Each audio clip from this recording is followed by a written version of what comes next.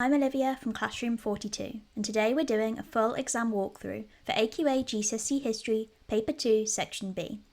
In this video, I'll be going through an exam overview, a walkthrough of each question type, some Grade 9 example answers, and some exam questions for you to try at the end too. So, Paper 2 is split into two sections. We've already looked at Section A, which focuses on your thematic studies in a different video, and today we'll be just looking at Section B, which focuses on your British depth studies. So this will either be Norman England, Medieval England, Elizabethan England, or Restoration England, depending on what your school picked. For Paper 2, so this is Sections A and B together. It is a written exam, and it is 2 hours long. It is worth 84 marks, and it's worth 50% of your GCSE history. Okay, so let's have a look at the exam questions for this section. So there are 4 different exam questions for your Section B of Paper 2. Your first question is how convincing is the interpretation, and that is worth 8 marks. Your second question is explaining the importance, and that is also 8 marks. Your third question is write an account, and that is another 8 marker. And then your final question is an essay question which will be linked to your historic environment site, and that is worth 16 marks. Okay, so question 1. So this question asks you how convincing is an interpretation, and this is worth 8 marks. So for this question, you'll be given one interpretation, which is a written piece of text, usually written by like a historian or someone who wasn't during the time that it actually happened. So it's sort of the opinion of a historian or someone sort of removed from that particular event or topic. So for this question, you're required to evaluate the interpretation's content using your own historical knowledge. You should write 2 Peel paragraphs and include reasons why the interpretation is convincing and why it might not be. So as always, we're doing our Peel paragraphs. So yeah, I'd recommend writing 2 of these Peel paragraphs for this question. First of all, you need to make your point. So you're going to make a point about the question and why interpretation A is or is not convincing. You're going to give your evidence, so identifying specific details in the interpretation's content that convey this view. So this would be paraphrasing or quotes. Then you're going to need to explain. So you're going to explain how these details are supported and or contradicted by your historical knowledge. So this is a great way to bring in your own knowledge. So you can say, this is what the content of the interpretation says. I know that this is true because it supports my historical knowledge of this topic, and then bring in that historical knowledge. Or you can say, I don't really think this interpretation is convincing because it says this, that and the other, whereas I know that, this happened. So that's a great way to kind of bring in your own historical knowledge. Another great way to bring in historical knowledge is by saying that perhaps the interpretation isn't so convincing because it doesn't include, this particular event or this particular, role of this individual about that topic. So it's great to also bring in things that the interpretation perhaps haven't mentioned to bring in your further historical knowledge while also using that to say whether or not it's convincing. Then you're going to link back to the question, so saying therefore the interpretation is or is not convincing because, and reiterating your point. And for this question, I would suggest just doing a really, really short conclusion, just to sort of sum up, because it is kind of an evaluation question, because you're kind of being asked what your opinion is. So you just want to sum up basically whether or not you find the interpretation convincing. There are a few different sort of things to think about during this question. So what does the interpretation place emphasis on? Would you agree with this? What information does the interpretation leave out? What are the social or economic factors? So there's lots of sort of questions that you can be thinking about as you are looking at your interpretation. Okay, so let's have a look at an example question for this one. So in this video, I'm going to be focusing on the Elizabethan England topic, but all of the exam technique will be the same with whichever topic you study. So for our question, we've got study interpretation A. How convincing is interpretation A about the poor in Elizabethan England? So we've got our topic there, which is the poor. Then we need to explain our answer based on your contextual knowledge and what it says in interpretation A. So we also know that we need to include the content of the interpretation, but we also need to bring in our own historical knowledge. So this is our interpretation given by a historian. Feel free to pause the video if you want to have a good look through it, but it's basically sort of saying how the poor didn't share the wealth and luxurious lifestyle associated with famous Tudors. Unlike today, there's no welfare state, and it also talks about how the local monasteries were not able to help after the Reformation. So let's have a look at our example answer for this one. So you can see here I've got my 2 Peel paragraphs, and then we've got our short conclusion as well. So first of all, as always, we're bringing in our point. So this time I'm saying interpretation A is convincing because in its claim that life for the poor in Elizabethan England was harsh. So that's my first point. And we are giving our judgment straight away that we do think it's convincing. So it's really important that you're not just sort of explaining what is in the interpretation. You need to also make sure that you're saying whether or not you think it's convincing. Then we're giving our evidence from the interpretation. So here we have given a quote. And then we're going to explain this. So again, explanation, but also bringing in our historical knowledge. So I'm saying that the interpretation is supported by the significant social divide in Elizabethan society, where the majority lived in poverty. Many of the poor lived in overcrowded towns or rural areas with limited food and few possessions. Talk about the unemployed. Saying that this meant that life was genuinely difficult for many, supporting the interpretation's view that the poor were excluded from prosperity. So there's my explanation. And then we're just doing a quick link back to the question. This makes the interpretation convincing because it accurately reflects the severe inequality that defined the period. Then we're going to do the same again. So we've got our second point, which is the interpretation is also convincing when it highlights the lack of formal support for the poor after the Reformation. So I would always suggest for this question sort of picking out 2 particular points from the interpretation that you can write your paragraphs on to make sure that you've got kind of 2 distinct and different points. So that one we were looking at how life for the poor was harsh, and this one we're looking at the lack of formal support for the poor. So we've given our point, now we're giving our evidence. So we've got the quote about the monasteries that might have helped out before the Reformation, but this wouldn't have been available in the second half of the Tudor England. Then we are explaining, this is accurate. The monasteries had provided food, shelter and care until Henry VIII closed them, leaving a major gap in support. While Elizabeth's government did introduce the Poor Laws, including the 1601 Act for the Relief of the Poor, this support was limited, localised and sometimes poorly enforced. So we're giving, again, our own knowledge in that explanation. Then we are linking back to the question. So here I am saying how perhaps the interpretation might not be convincing. It's always good to sort of bring in, even if you do think the interpretation is convincing, it's always good to just bring in a little bit of sort of play devil's advocate and just say, some historians might not think it's quite so convincing because of this. So it's always good to give us the other sort of side of the argument as well. So here we're saying the interpretation is less convincing here because it ignores these efforts to provide relief, especially in the later half of the period. So it slightly exaggerates the total lack of support. So here we're saying that although the interpretation is convincing, it does say that there's kind of a total lack of support, and we know that there wasn't a complete lack of support. So it does slightly exaggerate this. But then I'm finishing off the paragraph with, even so, it correctly identifies a major reason why life for the poor was worsened in the 16th century.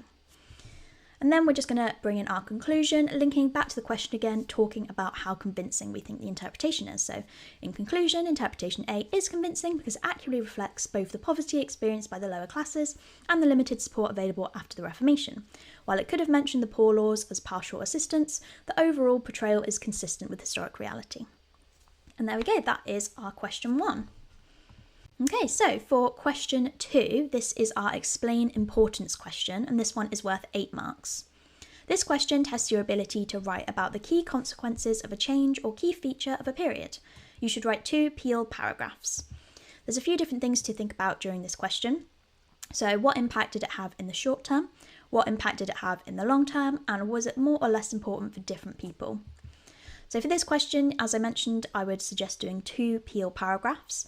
An easy way to sort of separate these is by talking about how the topic or event was important in the short term, and then talking about how it's important in the long term, because that means you're sort of hitting the importance of the event sort of over a longer period of time. So first of all, you want to add your point, so identifying a consequence of the topic which made it important. Then you want to bring in your evidence, so this is providing relevant and precise historical evidence, so stats, places, names, events, dates, etc. Then we're going to explain why and how this consequence impacted society or people's lives. So that's kind of really important within this question. We're talking about importance, so it's really looking at how this event impacted society or impacted the lives of people. And then finally, we just do a quick link back to the question, therefore X was important because, and then you're just kind of reiterating your point. So let's have a look at an example question for this one. So we've got explain what was important about the defeat of the Spanish Armada in 1588.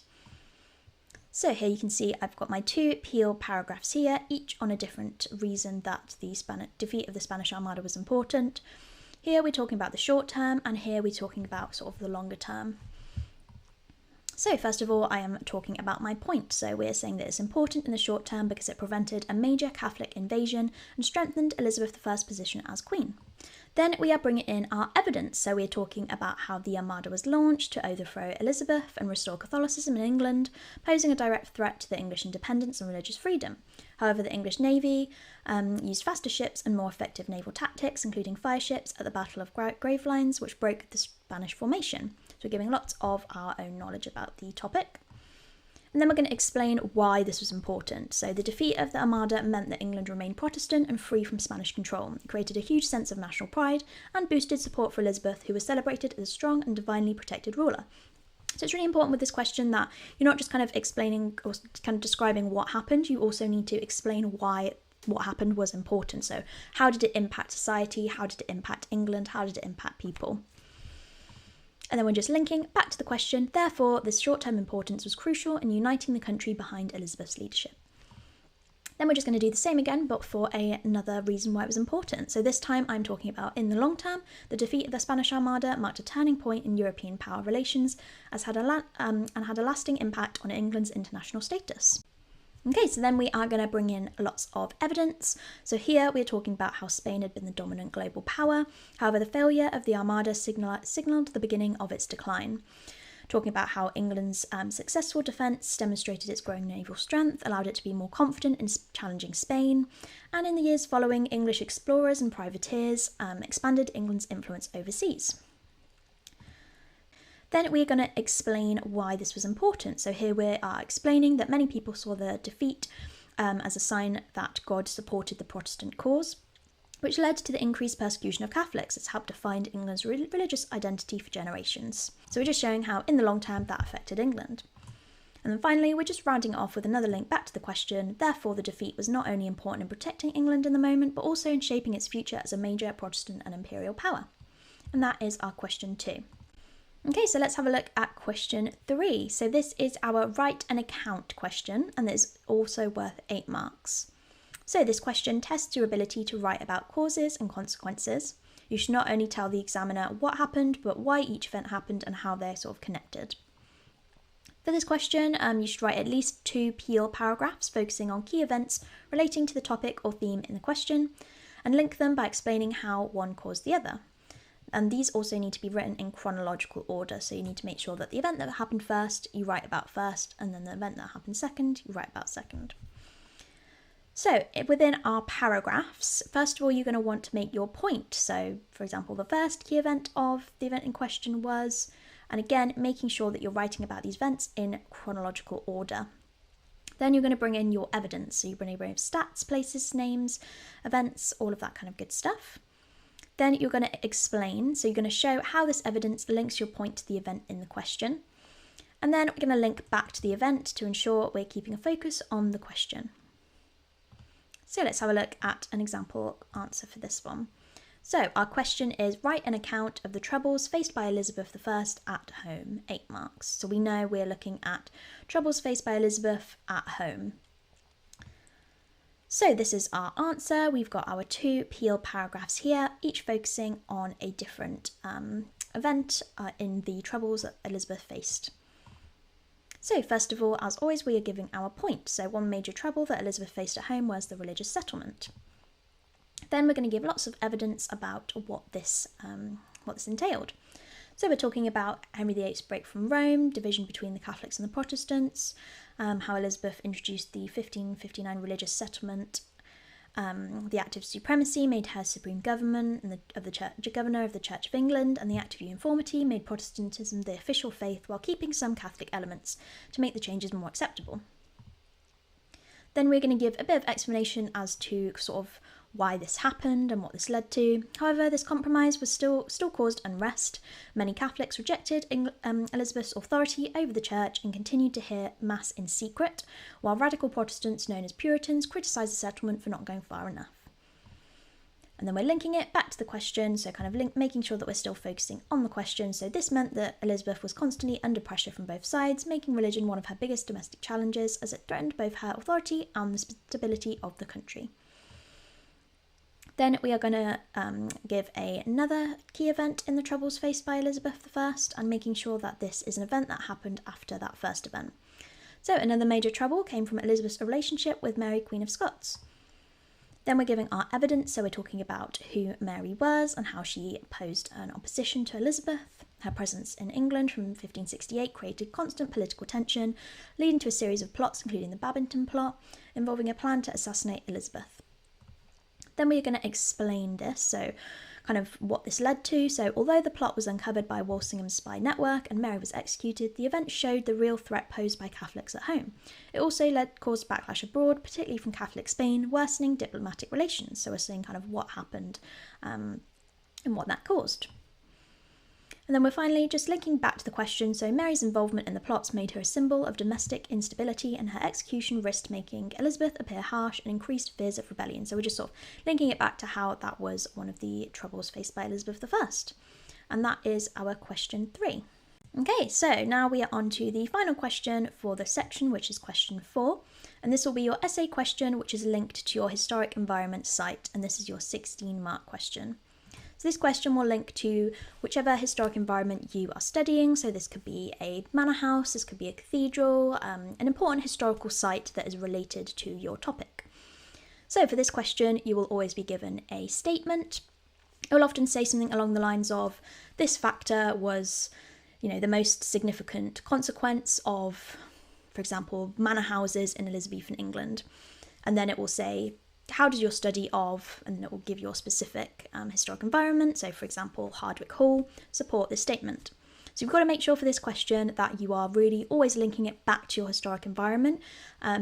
It's really important that you're using the sort of really specific historical knowledge about your historic environment, so about the building, about the architecture, about the design, about the sort of reasons for it, about the uses of the building, of the site, and also looking at sort of key individuals that are involved in that site as well. It's really important that you make sure you really focus it on your historic environment and you don't just sort of use general sort of facts from the kind of wider topic. In this question, you should write at least 2 Peel paragraphs. I would recommend doing 3 if you have time, but as long as you write 2 Peel paragraphs, that will be absolutely fine. But yeah, this allows you to sort of develop your opinion, so it means you can do a paragraph on the statement factor, so you can do a paragraph on why the factor in the statement would be the most important cause or change or whatever the question is asking, and then it gives you the chance to bring in a factor of your own as well. And for this question, I would also recommend doing a conclusion, just to make sure, because your question is asking you how far does your study support the statement, it's sort of asking you how far do you agree basically with the quote. So you've got to make sure that you're bringing in your own judgment and you are going to sum that up in your conclusion. So first of all, you are looking at your point. So I agree or disagree with the statement because, and you're going to write a factor on the factor in the question, and then your other paragraphs need to be on your own factors. So factors are anything from sort of fashion, it could be war, it could be sort of to do with wealth, it could be to do with trends, it could be kind of anything. It obviously depends what your question's on, but yeah, any kind of factors of your own that relate to the question. Then you want to bring in your evidence, so you're providing relevant, precise historical evidence, so stats, places, names, events, dates, but these need to be really specific to your historic environment study. Then you're going to explain, so using your evidence, you're going to explain why this factor supports a statement or doesn't support it. And then you're going to link back to the question, so we're always linking back to the question and the other factors you're writing about and adding a mini judgment at the end of each paragraph. This means that we are telling the examiner that we've got kind of a sustained judgment throughout our question, throughout our answer, and then when you come to the conclusion, your examiner is going to know exactly what you're going to say. It's not a surprise to them, and they know that you have got a really solid judgment. I would also recommend for this question to not be too wishy-washy with your judgment, and it's quite easy to sort of say, I somewhat agree with the statement, although I somewhat agree with this, or it's often a lot easier for the examiner to know know that you've come to a sustained judgment if you just keep a, you either disagree or agree with the statement, and you kind of keep that line going throughout your answer. A good way to sort of bring in your judgment is at the end of your paragraphs in your linking back to the question. If you are bringing in a factor that you don't agree with, you can then say, kind of explain the factor, but then you can say, however, I still agree that X was the main factor because without X, Y wouldn't have happened, or X had a bit more impact in the long term, or you can kind of bring in your judgment throughout your answer as well as in the conclusion, just to really reiterate that you are thinking about that judgment and you have a justified sort of conclusion. And then your conclusion is just going to briefly explain how far you agree with the statement and why. So let's have a look at an example question for this one. So this one I am going to focus on Hardwick Hall, which is from the Elizabethan topic. So our statement is the main change that Elizabethan manor houses demonstrated was the new fashions at the time. How far does a study of Hardwick Hall support this statement? Explain your answer. You should refer back to Hardwick Hall and your contextual knowledge. So you can see here that we have got our second order concept, which is change. So we're looking at what changes Elizabethan manor houses demonstrated, and our factor is new fashions. And then obviously we need to keep relating it back to Hardwick Hall. So this is our answer. We've got our 3 Peel paragraphs here, and then we've got our short conclusion as well at the end. For this question, you don't really need to include an introduction. You can just go straight into your main paragraphs. So first of all, we are giving our point. So this as our first point is about the new fashions at the time, which is the stated factor in the question. Our second paragraph is talking about wealth and social status, and our final one is the rise of social mobility. So we've stated our point in that first paragraph. Then we are going to give our evidence. So this is giving evidence related directly to Hardwick Hall. So we're talking about how early manor houses, especially from the Norman and early Tudor period, were built with a focus of defence, using thick walls and small narrow windows. In contrast, Hardwick Hall was constructed with huge windows and an open symmetrical design, a hallmark of Elizabethan style. Its large glass windows, which were very expensive, were not only practical but also a fashionable display of wealth and status. So you can see here that we're using really specific historical evidence about Hardwick Hall, about the design and also the reasons why Hardwick Hall was built. Then we're going to explain, how this showed change. So the use of glass and the prioritisation of elegance over defence marked a clear shift in architectural priorities. This reflected wider changes in the Elizabethan society, where houses became a symbol of style and refinement. So it's explaining how this showed change. So obviously, whatever your question is, you're going to show. If it says the main consequence of, you're going to explain why this show was the biggest consequence. If it's talking about the reasons why things were built, you're going to explain why this was a reason why it was built. So you're really just going to make sure that you're tailoring your answer exactly to the second order concept in your question. Then we're going to link back to the question. So therefore, the main change that Elizabethan manor houses demonstrated were the new fashions at the time, as Hardwick Hall clearly shows the purpose of house design had shifted from security to style. Then we're going to bring in our own factors here. So we've got our second point, which is how another significant change shown by Hardwick Hall was how it was used to display wealth and social status. Then we're giving our evidence. So unlike earlier homes, which were mainly functional, Hardwick Hall was designed to impress. Its grand scale, decorative plasterwork and carved stonework were all intended to show off the wealth and influence of its owner, Bess of Hardwick.